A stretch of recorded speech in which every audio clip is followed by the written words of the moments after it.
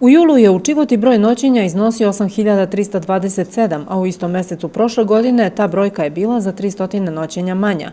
U avgustu se beleži čak 1000 noćenja više nego u istom periodu 2016. 9.453 noćenja.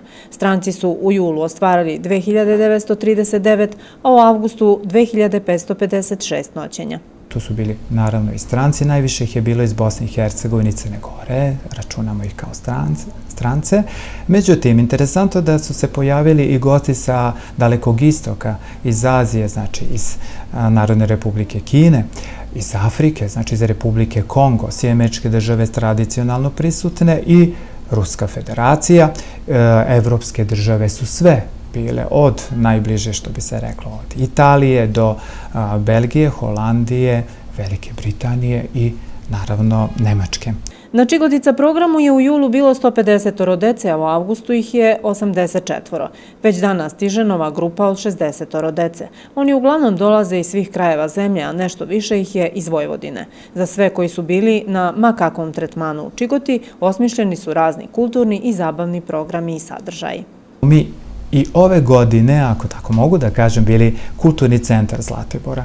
Ne samo, znači, dešavanja namenjena gostima Čigote, nego i gostima celog Zlatibora, a koliko smo primetili, bilo je iz okolnih mesta. Apsolutno im nije bilo teško da dođu na kvalitetne izložbe koje smo otvarali svako ponedeljka, bilo da su to pojedinačne izlaganja bila ili da su to bile likovne kolonije gde smo mogli da uživamo stvarno u mnogobrojnim slikama, odnosno autorima. Pozorišne predstave su bile tu naših eminentnih glumaca, Petra Božovića, Milana Cici Mihajlovića, Nebojše Milovanovića, sve su to eminentni i glumci i pozorišta koje su oni predstavljali. Koncerti su bili tu, književne večeri autora iza kojih stoje veoma značajne književne nagrade, od proze do poezije, znači za svačiju dušu, psihološka predavanja, a imali smo ove godine i predavanja vezana za komunikaciju.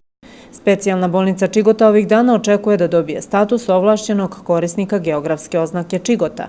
Ovo bi bio prvi ovakav status u Srbiji, ali i u Evropi, da se jedna ustanova ili firma poistoveti sa geografskim toponimom, o čemu će biti više reči kada rešenje bude i zvanično uručeno.